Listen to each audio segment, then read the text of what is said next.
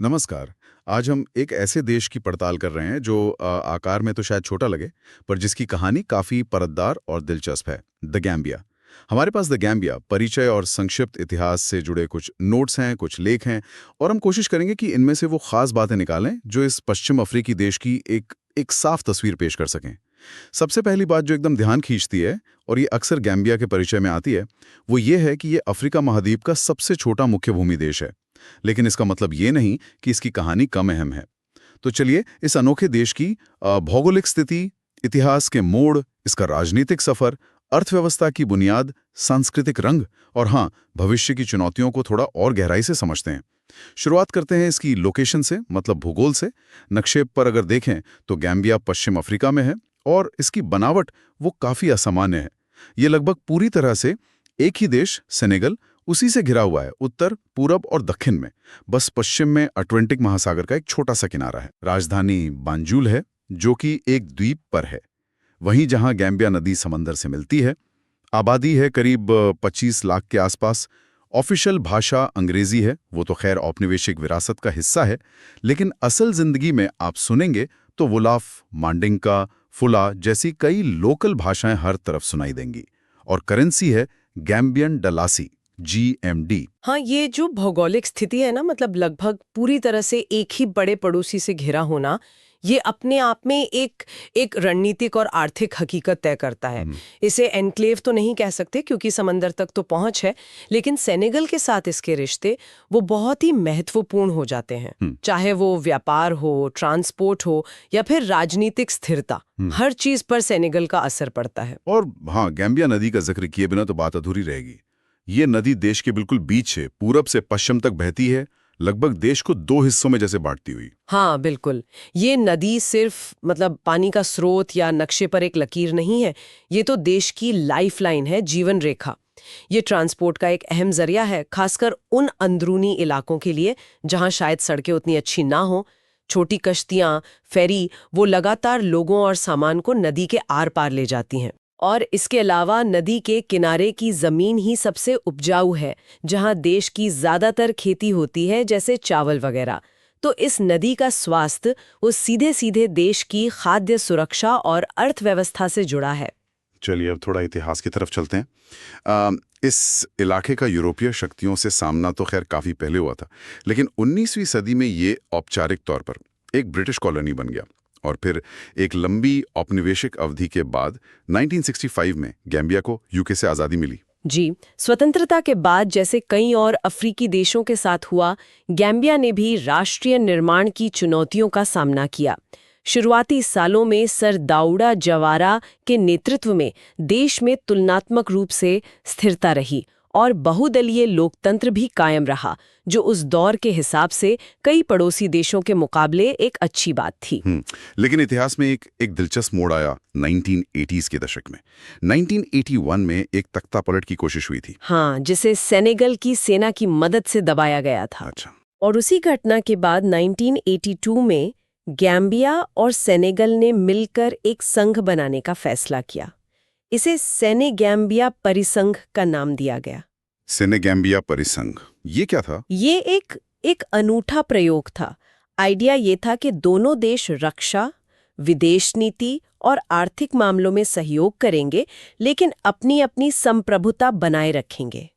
सुनने में तो अच्छा लगता है। हाँ, कागज पर तो अच्छा लगता था, लेकिन इसको व्यावहारिक रूप से चलाना वो मुश्किल साबित हुआ। दोनों देशों की राजनीतिक व्यवस्थाएं, उनके आर्थिक हित और शायद राष्ट्रीय पहचानों में भी गहरे अंतर थे। जैसे गैम्बिया अपनी स्वतंत्र व्यापार नीतियों और अपने पोर्ट को लेकर चिंतित था, जबकि सेनेगल एक ज्यादा एकीकृत नजरिया चाहता था। वो तालमेल नहीं बैठ पाया।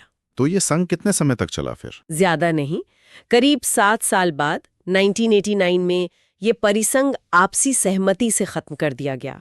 ये प्रयोग भले ही फेल रहा, लेकिन ये पश्चिम अफ्रीका में क्षेत्रीय एकीकरण की जो जटिलताएं हैं, जो चुनौतियां हैं, उसका एक महत्वपूर्ण सबक जरूर सिखाता है। ये दिखाता है कि सिर्फ भौगोलिक नजदीकी ही देशों को एक साथ लाने के लिए काफी नहीं होती। और परिसंघ के टूटने के कुछ ही साल बाद गैम्बिया के राजनीतिक नजारे में एक बहुत बड़ा बदलाव आया। 1994 में लेफ्टिनेंट याया जामे ने एक रक्तहीन सैन्य तख्तापलट में राष्ट्रपति दाऊदा जेवरा की सरकार को हटा दिया। हाँ, और ये गैम्बिया के इतिहास का एक बहुत ही निर्णायक मोड़ था। जाम्मे का शासन फिर 22 साल तक चला। 22 साल? हाँ, और ये दौर राजनीतिक दमन, मानवाधिकारों के गंभीर हलन और एक डर के माहौल के लिए जाना जाता है। शुरू में तो उन्होंने भ्रष्टाचार खत्म करने और विकास लाने का वादा किया था, लेकिन धीरे धीरे उनका शासन पूरी तरह तानाशाही में बदल गया। असंतोष की आवाजों को बेरहमी से दबाया गया। पत्रकारों, विपक्षी नेताओं, मानवाधिकार कार्यकर्ताओं सबको निशाना बनाया गया। लेकिन फिर 2016 के चुनाव में कुछ बदलाव की उम्मीद जगी। बिल्कुल। 2016 के आखिर में जो राष्ट्रपति चुनाव हुए, उसमें विपक्षी दलों के गठबंधन के उम्मीदवार अडामा बारो ने काफी आश्चर्यजनक रूप से याह्या जामे को हरा दिया। हालांकि जामे ने पहले तो हार मान ली, लेकिन फिर नतीजों को मानने से इनकार कर दिया। इससे एक गंभीर संवैधानिक संकट पैदा हो गया था। हाँ, मुझे याद है, वो दौर काफी तनाव वाला था। ऐसा लग रहा था कि कहीं देश हिंसा की तरफ न बढ़ जाए। सही कहा। फिर क्षेत्रीय और अंतर्राष्ट्रीय दबाव बढ़ा, खासकर जो पश्चिम अफ्रीकी राज्यों का आर्थिक समुदाय है, इकोवैस, उसके हस्तक्षेप के बाद जामे को आखिरकार जनवरी 2017 में देश छोड़कर जाना पड़ा और एडामा बैरो ने राष्ट्रपति पद संभाला। ये गैम्बिया के लिए तानाशाही से लोकतंत्र की ओर एक बहुत महत्वपूर्ण और कह सकते हैं उम्मीद जगाने वाला कदम था। तो इस सारे इतिहास के साथ आज गैम्बिया की राजनीतिक व्यवस्था कैसी है? मतलब कागज पर तो ये एक लोकतांत्रिक गणराज्य है। हाँ, बिल्कुल। कागज पर और संरचना के तौर पर देखें तो ये एक बहुदलीय लोकतांत्रिक गणराज्य है। राष्ट्रपति ही राष्ट्र और सरकार दोनों का प्रमुख होता है। नेशनल असेंबली विधायिका है। लेकिन जैसा हमने भी बात की, देश अभी भी जामे के उन 22 सालों के शासन की विरासत से जूझ रहा है। लोकतंत्र की ओर लौटना एक बड़ी उपलब्धि थी, इसमें कोई शक नहीं, लेकिन उसे मजबूत करना वो एक लगातार चलने वाली प्रक्रिया है। इस प्रक्रिया में मुख्य चुनौतियां क्या नजर आती हैं? चुनौतियां तो कई हैं। सबसे पहले तो उन संस्थाओं को फिर से खड़ा करना और मजबूत करना जिन्हें जामे के शासनकाल में या तो कमजोर कर दिया गया था या जिनका राजनीतिकरण हो गया था। जैसे न्यायपालिका, सुरक्षा बल, चुनाव आयोग। इनमें पारदर्शिता और जवाबदेही लाना बहुत जरूरी है। दूसरी बड़ी चुनौती है अतीत का सामना करना। अतीत का सामना करना, इसका क्या मतलब है? इसका मतलब है जामे शासन के दौरान जो मानवाधिकार हनन के आरोप लगे, उनसे निपटना।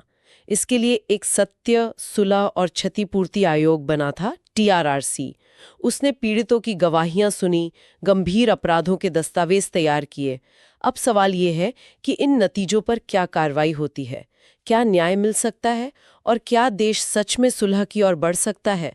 ये बहुत ही संवेदनशील और मुश्किल काम है। यानी लोकतंत्र की राह अभी भी लंबी और थोड़ी मुश्किल है। समूहों के बीच सद्भाव बनाए रखना और आर्थिक विकास को गति देना, ये भी अहम राजनीतिक चुनौतियां हैं।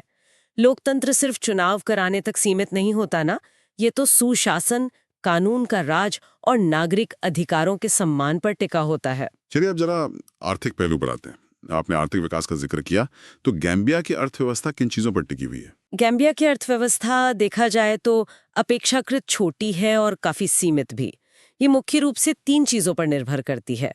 एक तो कृषि, दूसरा पर्यटन और तीसरा वो पैसा जो विदेश में काम करने वाले गैम्बियन नागरिक घर भेजते हैं, यानी प्रेषण या रेमिटेंसेस। कृषि में किस चीज का दबदबा है? हमने मूंगफली का जिक्र सुना था पहले। हाँ, मूंगफली पारंपरिक रूप से गैम्बिया की सबसे महत्वपूर्ण नकदी फसल और निर्यात की वस्तु रही है।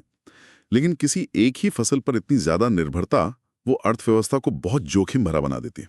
कैसे? सोचिए, अगर अंतर्राष्ट्रीय बाजार में मूंगफली की कीमतें गिर जाएं या जलवायु परिवर्तन या किसी बीमारी की वजह से फसल खराब हो जाए, तो इसका सीधा असर हजारों किसानों की आमदनी और देश की निर्यात कमाई पर पड़ता है। तो क्या अर्थव्यवस्था को डाइवर्सिफाई करने की, मतलब विविधीकरण की कोशिशें हो रही हैं? कोशिशें तो है, बिल्कुल है, लेकिन प्रगति थोड़ी धीमी है।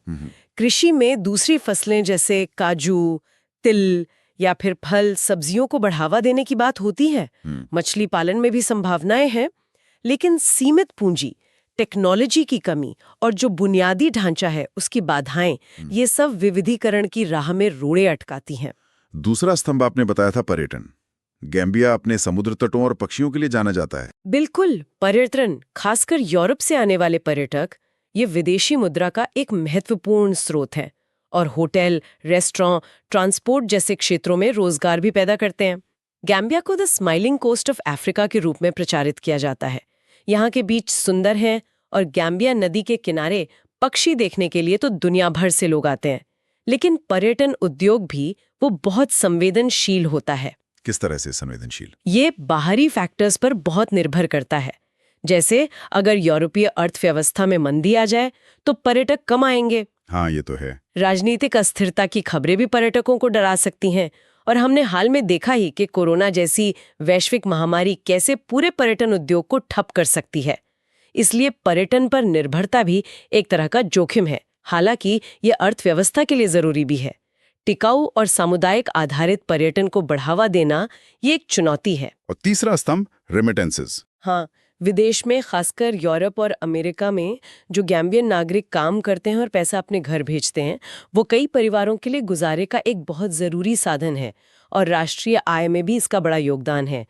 ये अर्थव्यवस्था को एक तरह की स्थिरता देता है, लेकिन ये भी बाहरी देशों की आर्थिक स्थितियों और उनकी आप्रवासन नीतियों पर निर्भर करता है। तो कुल मिलाकर देखें तो अर्थव्यवस्था के सामने गरीबी और बेरोजगारी जैसी बड़ी चुनौतियां होंगी। निश्चित रूप से गरीबी खासकर ग्रामीण इलाकों में एक बड़ी समस्या है। युवाओं में बेरोजगारी की दर भी काफी ऊंची है, जो कि सामाजिक असंतोष का कारण बन सकती है। सीमित संसाधन, एक छोटा घरेलू बाजार और बुनियादी ढांचे की कमी जैसे बिजली और सड़कें, ये आर्थिक विकास में बाधा डालते हैं। और हाँ, भ्रष्टाचार भी एक मुद्दा है जो संसाधनों के सही इस्तेमाल में रुकावट पैदा करता है।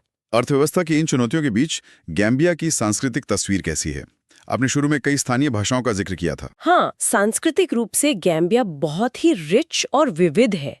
देश का आकार भले ही छोटा हो, पर यहाँ कई प्रमुख जातीय समूह रहते हैं। इनमें मांडिका हैं, जो सबसे बड़ा समूह है। फिर फुला, वोलोफ, जोला और सेराहुली भी शामिल हैं।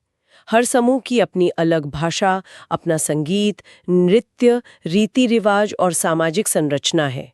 क्या ये विविधता कभी तनाव का कारण भी बनती है? ज्यादातर तो ये समूह शांति से साथ रहते आए हैं और इंटर एथनिक शादियां भी आम हैं। हालांकि राजनीतिक माहौल में कभी-कभी जातीय पहचानों को उभारने की कोशिशें होती रही हैं, जैसा कि कई देशों में होता है। लेकिन आम तौर पर गैम्बियन समाज अपनी इस विविधता को अपनी पहचान का एक अहम हिस्सा मानता है। संगीत और नृत्य का आपने जिक्र किया। क्या कोई खास परंपरा है जो जानने लायक हो? गैम्बिया की संगीत परंपरा बहुत जीवंत है।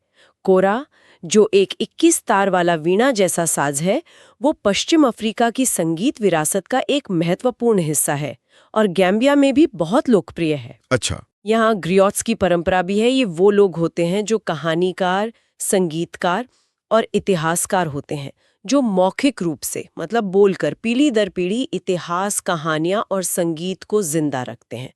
और नृत्य भी वो सामाजिक समारोहों और त्योहारों का एक जरूरी हिस्सा है। और धार्मिक पहलू क्या है? गैम्बिया एक उभर वीगन मतलब मुख्य रूप से मुस्लिम देश है। लगभग 90 से 95% आबादी इस्लाम मानती है। यह एक छोटी ईसाई अल्पसंख्यक आबादी भी है और कुछ पारंपरिक अफ्रीकी धर्मों को मानने वाले भी हैं। धार्मिक सहिष्णुता आमतौर पर समाज की एक पहचान रही है।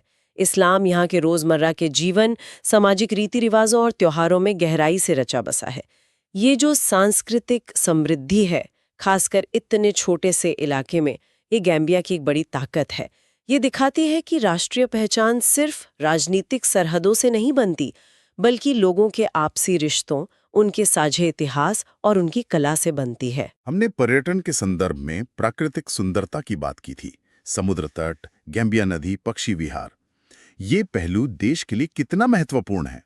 ये बहुत महत्वपूर्ण है, न केवल पर्यटन और अर्थव्यवस्था के लिए, बल्कि देश की पहचान और पर्यावरण के लिए भी।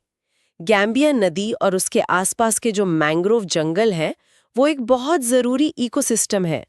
यहाँ कई नेशनल पार्क्स और संरक्षित क्षेत्र हैं, जैसे ख्यांग वेस्ट नेशनल पार्क या बाओबोलोंग वेटलैंड रिजर्व, जो बहुत तरह के वन्य जीवों को, खासकर पक्षियों की सैकड़ों प्रजातियों को पनाह देते हैं।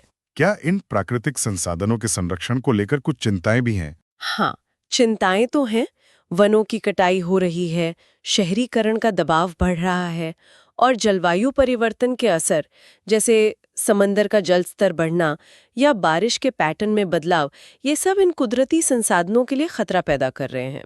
गैम्बिया नदी में खारापन बढ़ना भी एक समस्या है जो खेती को प्रभावित कर सकती है। इसलिए सस्टेनेबल डेवलपमेंट और पर्यावरण संरक्षण ये भविष्य के लिए महत्वपूर्ण चुनौतियां हैं। प्राकृतिक सुंदरता को बचाए रखना न सिर्फ पर्यटन के लिए बल्कि देश की लंबी सेहत के लिए भी जरूरी है। तो अगर हम इस पूरी चर्चा को अब समेटें, तो गैम्बिया की एक तस्वीर उभरती है, एक ऐसे देश की जो आकार में छोटा है लेकिन चुनौतियों और संभावनाओं से भरा हुआ है। हमने तानाशाही के लंबे दौर और फिर लोकतंत्र की तरफ वापसी की बात की, अर्थव्यवस्था की जो नाजुक बुनियाद है और उसमें विविधीकरण की जरूरत को समझा, समृद्ध सांस्कृतिक विविधता को देखा और जो प्राकृतिक संपदा है उसके महत्व और उसके संरक्षण की चुनौतियों पर भी गौर किया। बिल्कुल, ये एक ऐसा देश है जो एक मुश्किल अतीत से निकलकर एक बेहतर भविष्य बनाने की कोशिश में लगा हुआ है। लोकतंत्र की जड़ें मजबूत करना, आर्थिक अवसर पैदा करना खासकर युवाओं के लिए और संस्थागत सुधारों को लागू करना, ये सब आपस में जुड़ी हुई प्राथमिकताएं हैं। और वो जो जामे युग की विरासत है जिसमें मानवाधिकारों के मुद्दे और भ्रष्टाचार शामिल है, उससे निपटना भी एक अहम काम है जो अभी पूरा नहीं हुआ है। इन सब बातों और हमारी आज की बातचीत को देखते हुए एक सवाल मेरे मन में घूम रहा है जो गैम्बिया की बिल्कुल अनोखी स्थिति से जुड़ा है। ये देश लगभग पूरी तरह से सेनेगल से घिरा हुआ है और एक विशाल नदी इसके ठीक बीच से बहती है। तो क्या ये भौगोलिक खासियतें इसे मतलब जल संसाधन प्रबंधन या सीमा पार सहयोग या शायद क्षेत्रीय व्यापार समझौतों के मामले में कुछ ऐसे अनोखे अवसर या ऐसी जटिलताएं देती हैं जो शायद दूसरे देशों के सामने उस तरह से ना आती हों? क्या सेनेगल के साथ इसके रिश्ते सिर्फ एक सामान्य द्विपक्षीय रिश्ते से कहीं ज्यादा और कह सकते हैं अनिवार्य हो जाते हैं? ये सोचने का एक दिलचस्प बिंदु है।